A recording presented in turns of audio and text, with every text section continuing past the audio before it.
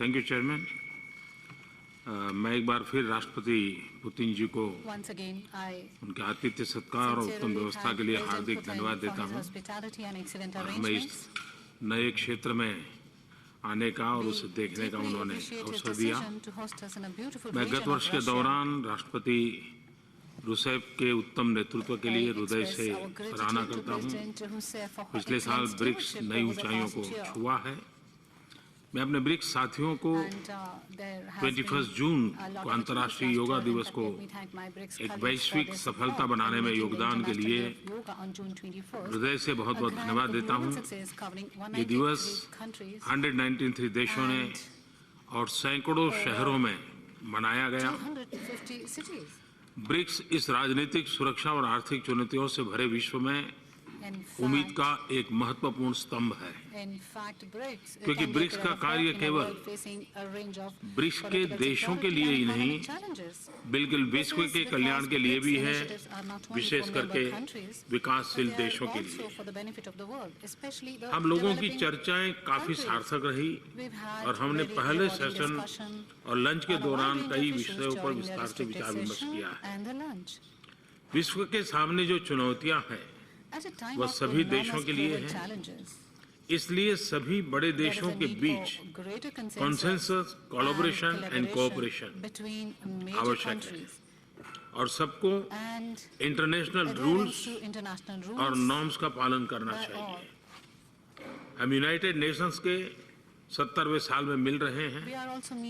इस साल विकास और क्लाइमेट चेंज पर विश्व को मुख्य या ठोस निर्णय लेने हैं।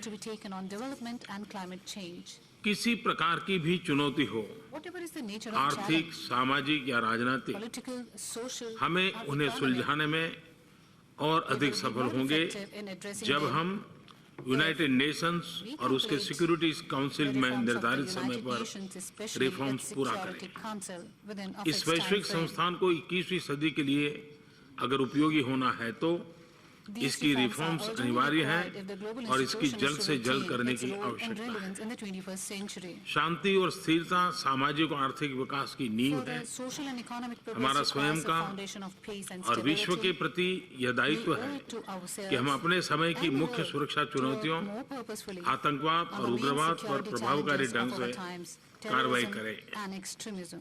हमें एक होकर के इसके विरुद्ध लड़ना चाहिए, बिना समूहों और देशों, स्पॉन्सरर्स तथा टारगेटेड कंट्रीज के बीच बिना विभिन्नता किए हुए। यह हमें ब्रिक्स में यूनाइटेड नेशंस और उसके सिक्योरिटी काउंसिल तथा अन्य कमेटी में करना चाहिए।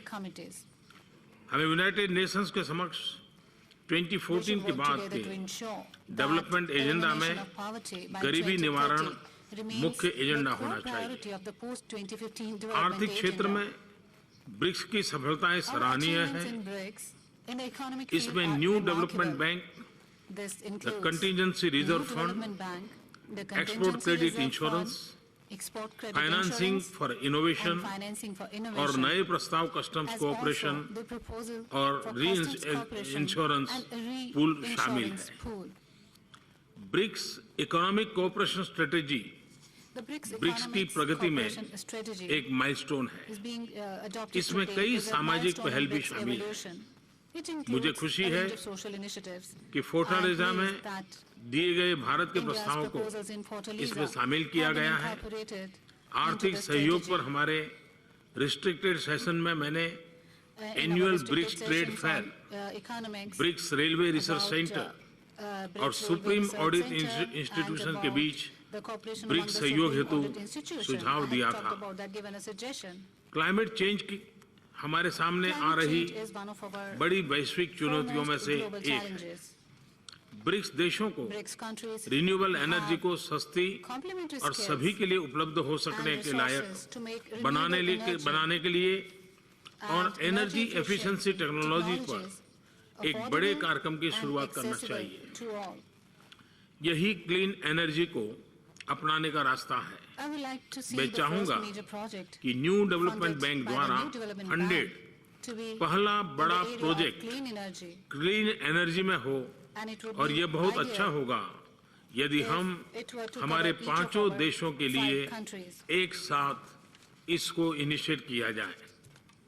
इस वर्ष के अंत तक ब्रिक्स देशों को अधिक समन्वय स्थापित करने की जरूरत है ताकि पेरिस में सार्थक और महत्वाकांक्षी समझौता सुनिश्चित किया जा सके। हम ब्रिक्स डिजिटल इनिशिएटिव पर भी विचार कर सकते हैं, जिसमें विकासशील देशों के लिए एक नए विकास के विकल्प के लिए हमारी क्षमताओं का उपयोग किया जा सके। हम विकास के क्षेत्र में डिजिटल टेक्नोलॉजी का प्रयोग करते हुए डिलीवरी ऑफ सर्विसेज को अधिक प्रभावकारी बना सकते हैं और फाइनेंशियल इंक्लूजन तथा एम्पावरमेंट को बढ़ा सकते हैं। पिछले साल मैंने युवाओं के प्रति ध्यान देने की बात कही थी। ब्रिक्स देशों को अपने देशों तथा विकासशील विश्व में महिला के सशक्तिकरण हेतु पहल करने पर भी ध्यान देना होगा। एक्सेलेंसी, हमने माइग्रेशन के मुद्दे पर बातचीत की थी। एक तरफ माइग्रेशन विश्व में हो रहे डेमोग्राफिक ट्रेंड्स को देखते हुए वैश्विक अर्थव्यवस्था को मजबूत बनाने का और उसमें संतुलन लाने का स्रोत बन सकता है। दूसरी ओर संघर्षों और अभावों के कारण पैदा हुए माइग्रेशन के कुछ ह्यूमैनिटेरियन मुद्दे भी हैं। यूनाइटेड नेशंस को इस पर गहराई से विचार करना चाहिए। हम BRICS standing working group on migration स्थापित करने के लिए BRICS heads of migration services की पहली बैठक के आयोजन की पहल के लिए रूस का स्वागत करते हैं। कृषि क्षेत्र में हम सभी समान रूप से मजबूत हैं और कई क्षेत्रों में तो विश्व में प्रथम स्थान पर भी है। मेरा यह सुझाव है कि ब्रिक्स एग्रीकल्चर रिसर्च सेंटर की स्थापना की जाए, जो संपूर्ण विश्व के लिए एक बड़ा उपहार होगा। इसी प्रकार से हम एक व्यवस्था बनाने पर विचार कर सकते हैं जिसमें हम कृषि और लैंड रिच देशों में उत्पादन तथा इंफ्रास्ट्रक्चर में निवेश कर अतिरिक्त उत्पादित खाद्यान्नों के हिस्से को खाद्यान्न की कमी वाली देशों में भेज सकते हैं। यह दूसरा महत्वपूर्ण कदम होगा। जल की कमी भविष्य की एक महत्वपूर्ण चुनौती है।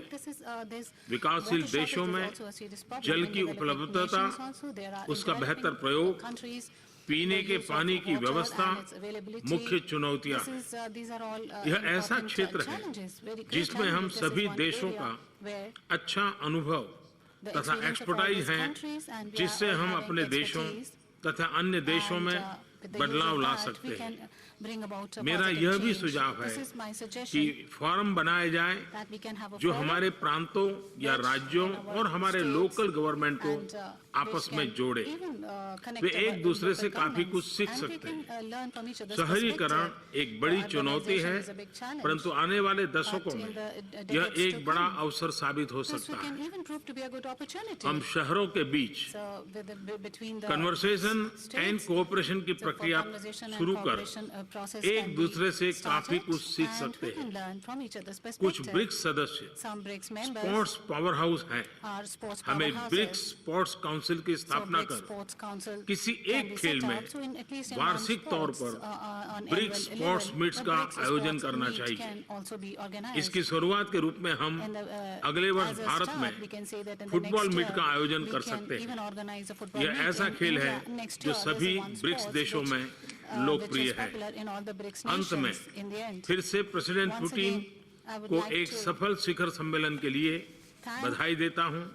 मुझे विश्वास है कि मैं जो प्रतिबद्धता और संकल्प ब्रिक्स सदस्यों के बीच देख रहा हूं, इससे ब्रिक्स एक नई ऊंचाइयों को छूता रहेगा और हम विश्व कल्याण के लिए बहुत कुछ कर सकेंगे। अगले साल मुझे भारत में आपका स्वागत करने का सौभाग्य प्राप्त होगा।